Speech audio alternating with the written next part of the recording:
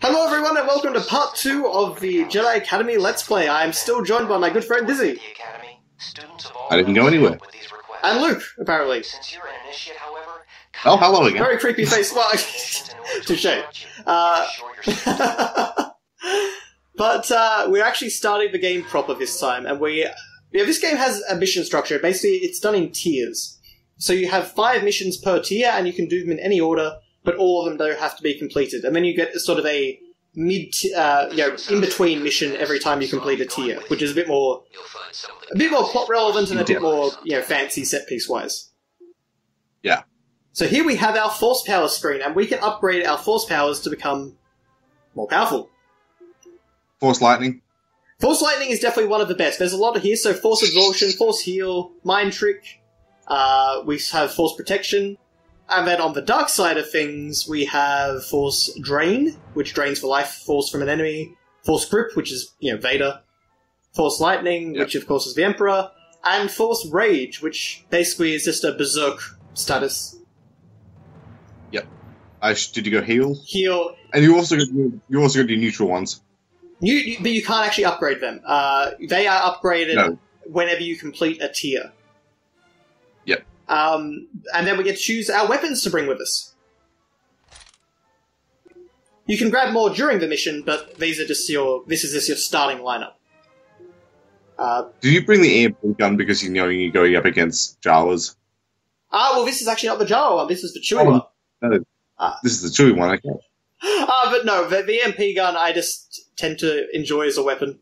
Lots of electricity everywhere, but basically, if you're playing this game yourself and you want to know which force powers to get, you want to get heal. You want to upgrade heal to level 3 as soon as possible.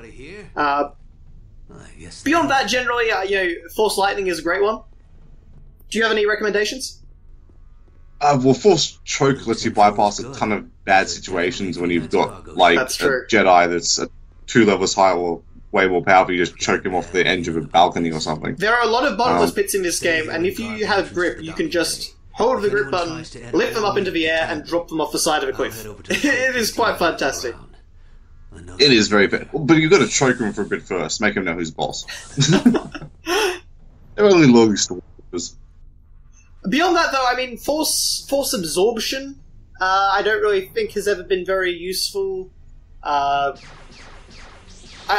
Force protection is pretty decent. That sort of just gives you an extra layer of armor that's consumes your force energy. Oh, Chewie! Yes, indeed, Chewie. No, not yet. I'm one of Kyle Katarn's the cutscenes in this game are quite awkward now, aren't they? When I look at them, that's been cropping up everywhere. It's like, me a Jedi? No, or maybe not. Yeah. Leia Organa? Leia Organa? Must be important business. It's beautiful stuff. Yeah, I have a feeling that as I play through this, Jaden Core is maybe not quite as deep a character as I remembered him being.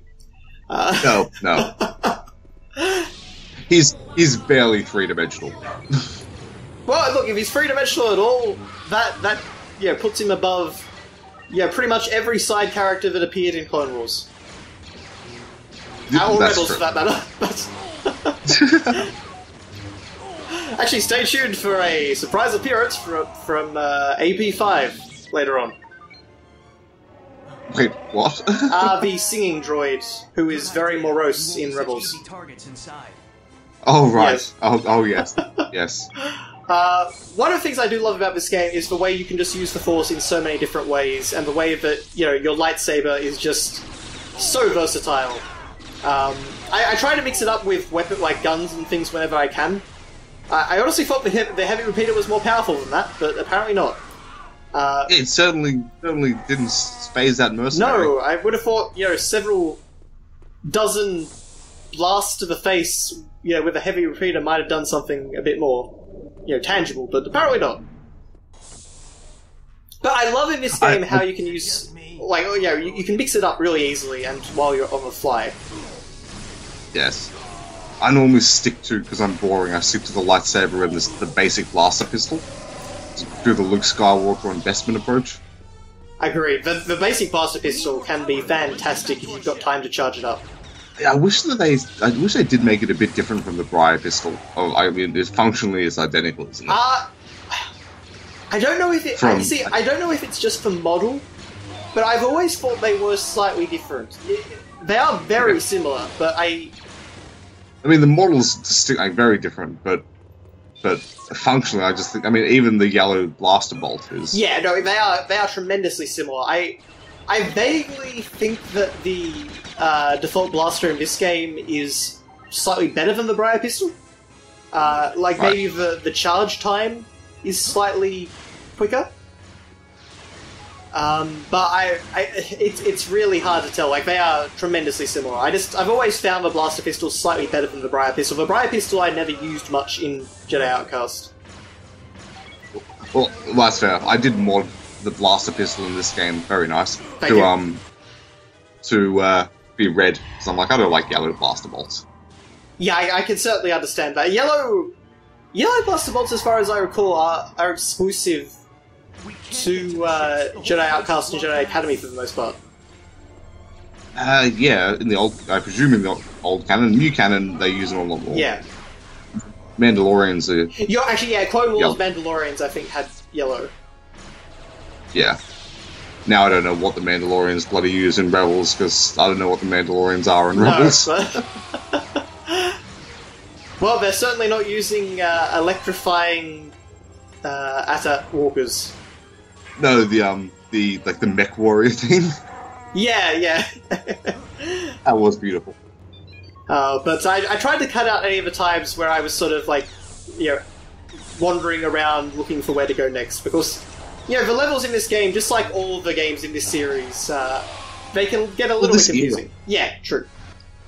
It's just it doesn't screw around. It's like we have a location for you to go to. Figure it out. Here we are, the beautiful Raven's Claw.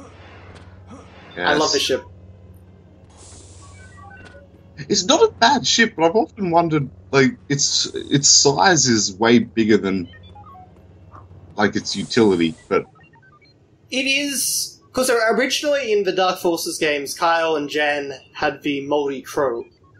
Yes. Which is a ship befitting its name. But then in Outcast, after, saving the Republic, they got a much nicer ship. So... Right. I don't know if it's like Jan helped develop it or something, but it's one of the cooler looking, like rather fancier anyway looking ships I've seen in Star Wars. It's not a bad ship. Like most Star Wars ships don't really have like a color scheme like that does. That is true. Man, did they give in the First Order TIE Fighters some color? Even though it's Nazi black. But, that's kind of a similar colour scheme when I think about it, actually. Because the First Order does have, like, those red banners on the... The First Order is definitely going for the Nazi, like, Third Reich look. Yes. Now, this is where I really like the level design of Jedi Academy, because it really does try and make... you sort of think about your surroundings. There's actual level design, there's cover.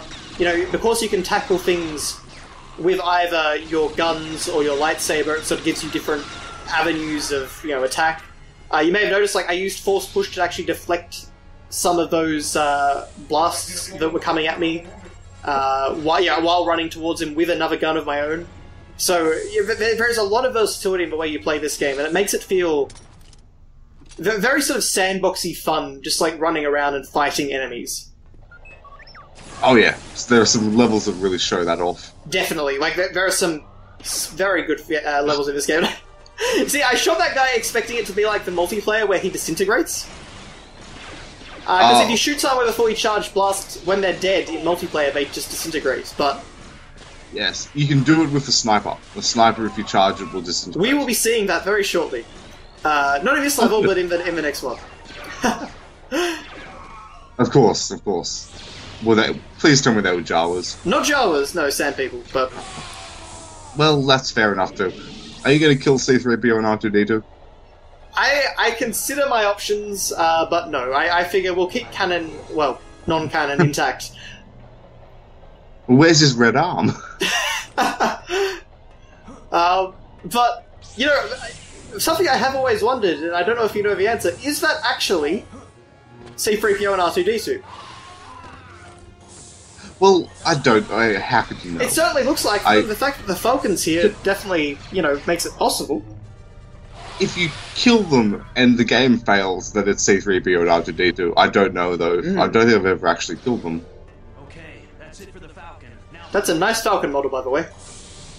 Not a bad one. Like, a lot of detail in it for a model from 2003. Yeah. Also a model that doesn't appear again outside of this level.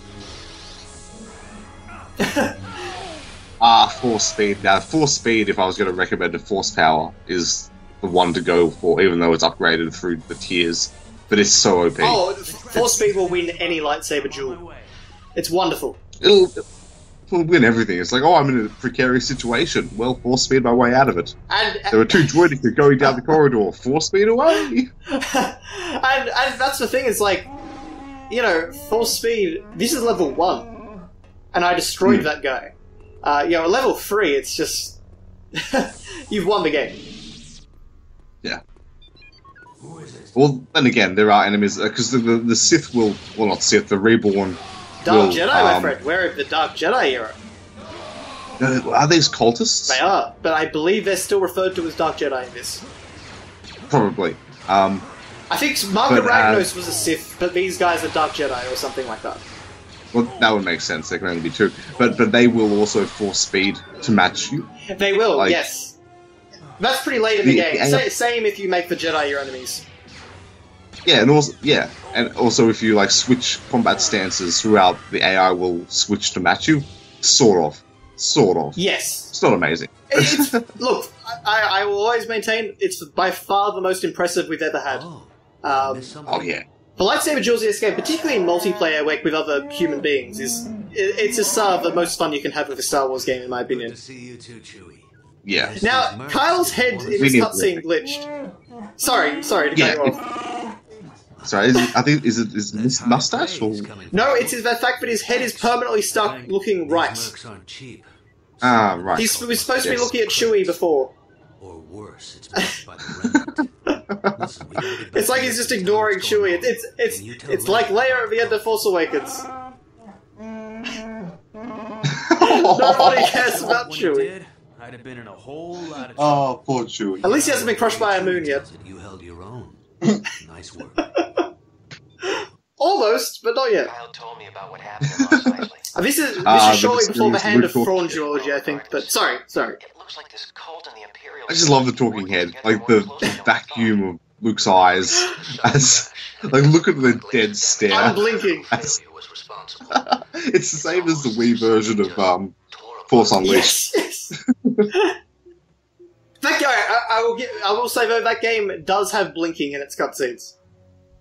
Oh, does it? Okay. I've just always attributed it to not having blinking. I think it was Yahtzee.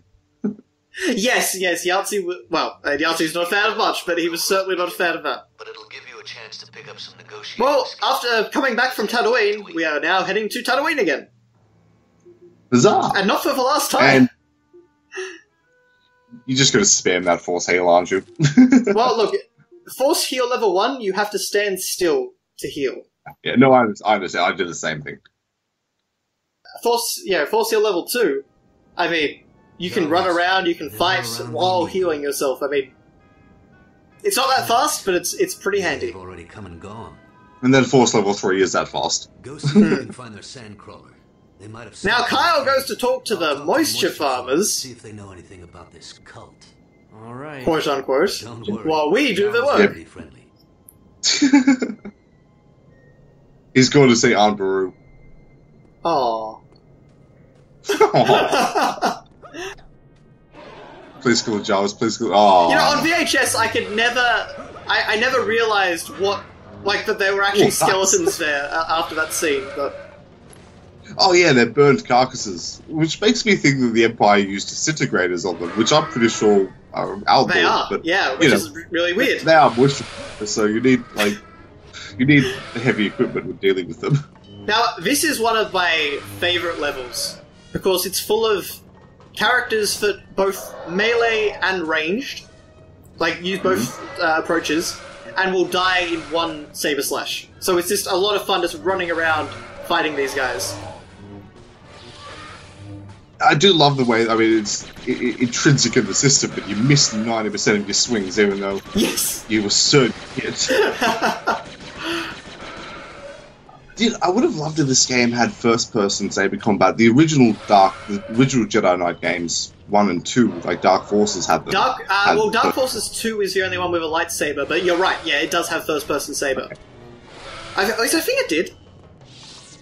I think, because I played the demo of that. I never really played those games, but I played the demo and I remember the first person. Yeah, no, you are correct. Wow, that Tusken Raider is... Oh, that's a tool, and he's gone. Yeah, that's... he was a toughie, but, you know, he went out like he lived. You know, shaking his gaffney stick up and down 3 times. Well, actually once, and then just cut over Luke. Yes, exactly. I love the fact that they took the time and effort to give the Sand People all unique animations for all their different motions. There's a lot of detail in the game. I mean, 2003, it hasn't aged particularly well, but you look at it from the old that era. I will always say, if you want a genuinely top-notch campaign story, play Jedi Outcast, because that game's narrative still holds up pretty well. But you decided for this Let's Play you didn't want that, you wanted a schlock, so Outcast, Academy did. Look, Outcast is longer, and also it is a lot harder. That is some complicated level design sometimes in that game. No, you're not an RF. But I highly recommend it, though, because, genuinely, if you want, an old canon Star Wars story, that is a great one. What do you mean you can't go that way? I know! You could easily go that way. Also, what's with C-3PO's dismembered body? I'm not sure. And all the Tusken Raiders came back. Yeah, they respawned, and I lost the equivalent to the shield booster that I went to get. My god, Obi-Wan was right. They'll soon be back, and in greater numbers. My god. We just need to... prophecy. Well, one of them anyway. One of the 4 or 5 that George Lucas changed it to. Yes. That is the weirdest change. Even beyond, Ewoks blinking to me. Is that just with every new release, he changed the Crate Dragon sound. Yeah, I don't know. But, these Tusken Raiders, they've gone rather bold. They've actually, they've attacked this whole moisture farmer settlement, and... Yeah, this is, not a human in sight. They've killed everyone. Not just the men, but the women and the children, too. I guess they hate sand, too. Wouldn't that suck if Tusken Raiders hated sand? Well, look, you see, they're doing something about it, at least. Off you go. This is just such a fun game, just mess about it like that. It's that's what this is. This is the sandbox Star Wars game. Aside from Star Wars Galaxies, this is the sandbox Star Wars game. That game focused on getting the universe and the look of things and the, you're living in a Star Wars world aspect. This game gets the combat and the fighting stuff. Yeah, the being in the Star Wars world, the being a character in the Star Wars world. Yeah, being an awesome Jedi is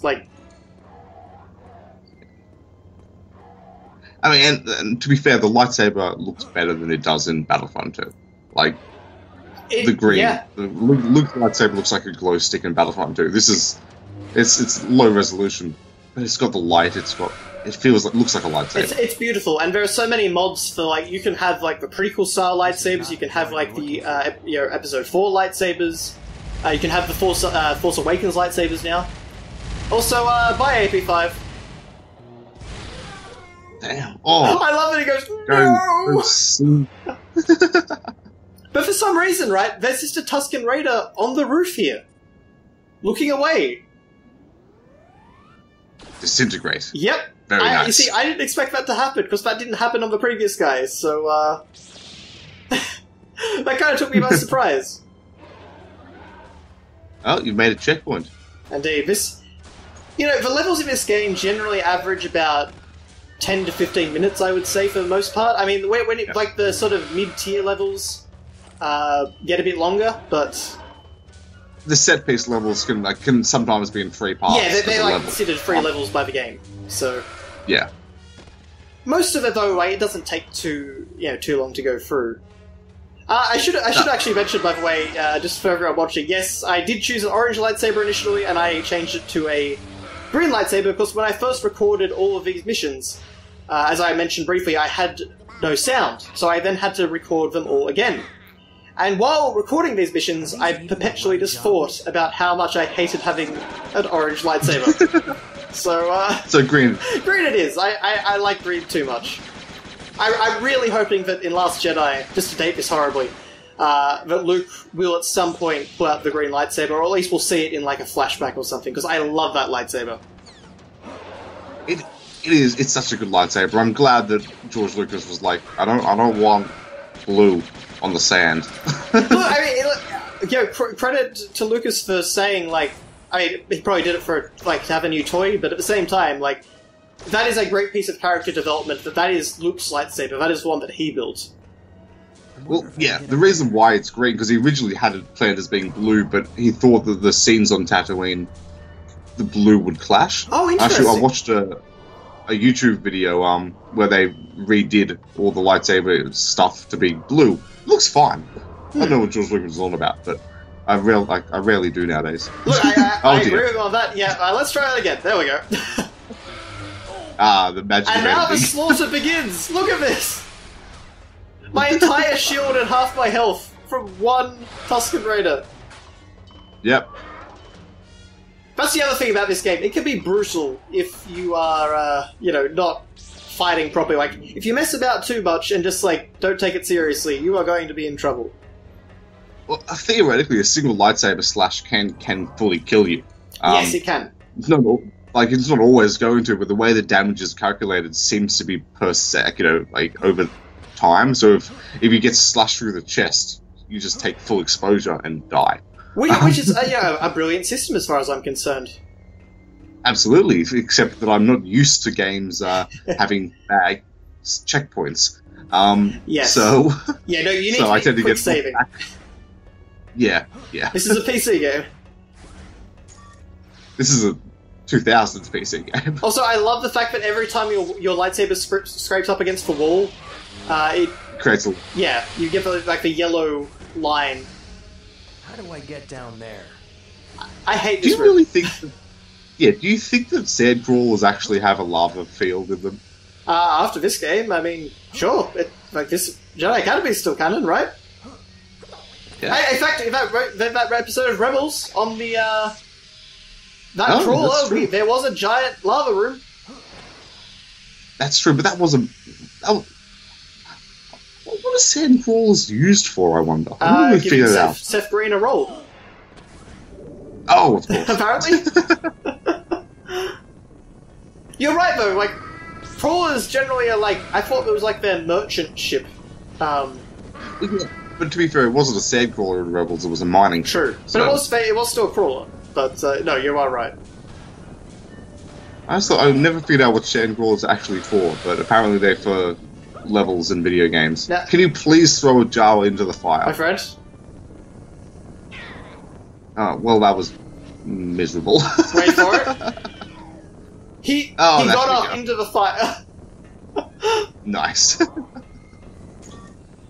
I'm glad. Once you start down the dark path, forever shall it dominate your destiny. Well, look, by the end of this, Jane's gonna have a lot of destiny to deal with.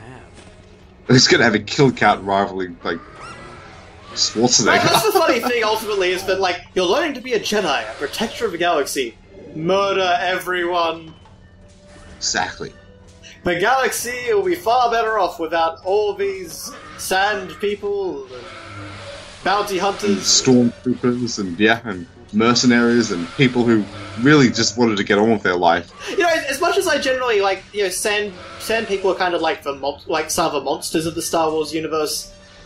What KOTOR does with them always makes me sort of feel like, they are actual people under there. You must be the droid we were Oh yeah, I think it was in the old canon. I think there was a Jedi Master who was a human, but who joined a Tusken clan and wore the Tusken garments. I think that rings a bell. Yeah.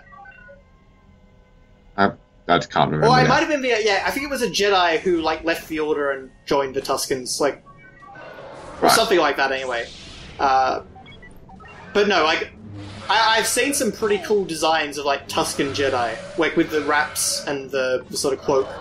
Like the gafty stick on the back with the bandolier, but also with like a green lightsaber.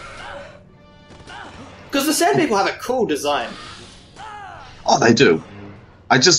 There's no canon. I don't think there's any canon for what's underneath the mask. No, I think there's a scene that like slightly addresses that in KOTOR, but not unless you count the sand. Yeah. Look at that. He jokes about killing all those Sand People. In one piece, so you must have handled yourself all right.